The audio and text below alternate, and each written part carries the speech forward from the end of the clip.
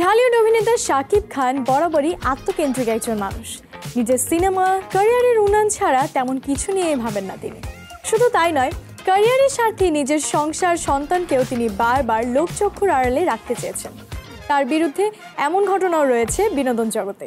তুফান পোষ মানে না, পোষ মানায়। বৈষম্য বিরোধী ছাত্র আন্দোলনও নীরবতা ভর করেছিল তার উপর। একেবারে শেষ দিকে আন্দোলনে ছাত্রদের জয় যখন প্রায় নিশ্চিত, সেই সময় তিনি সামাজিক যোগাযোগ মাধ্যমে একটি দায়সারা পোস্ট দিয়েছিলেন। অন্যদিকে দেশের বন্যা পরিস্থিতিতে সক্রিয় বিনোদন অঙ্গনে তারকারা। কেউ কেউ বন্যার্তদের জন্য ত্রাণ নিয়ে ছুটে যাচ্ছেন দুর্গত মানুষের কাছে, কেউ কেউ টিএসসিতে ত্রাণ কেন্দ্রে সরেজমিন খাদ্য সামগ্রী ছাড়াও টাকা দান করছেন। সেখানে শাকিব খানের নীরবতায় বিস্মিত হয়েছেন অনেকেই। আমি একদিন ন্যাশনাল লেভেলে খেলবো। এই অভিনেতা নীরবতার সমালোচনা করেছেন নেটিজেনরা। এক নেটিজেন শাকিবকে উদ্দেশ্য করে লিখেছেন, আপনি শুধু টাকাই ইনকাম করে যান, আর কিছু ভাবতে হবে না।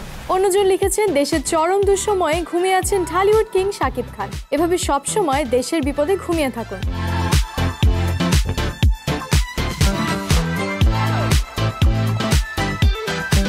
আরেকজন নেটিজেন মন্তব্য করেছেন, প্রিয় খান সাহেব, বন্যা বা বানভাসীদের পাশে দাঁড়ানোর অনুরোধ করছি, ভক্ত হিসেবে এতটুকু অনুরোধ।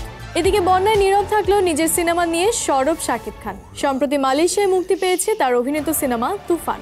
সেটির প্রচারণা ঠিকই ফেসবুকে চালাচ্ছেন এই অভিনেতা। সেখানেও তার ভূমিকা নিয়ে প্রশ্ন তুলেছেন অনেকেই।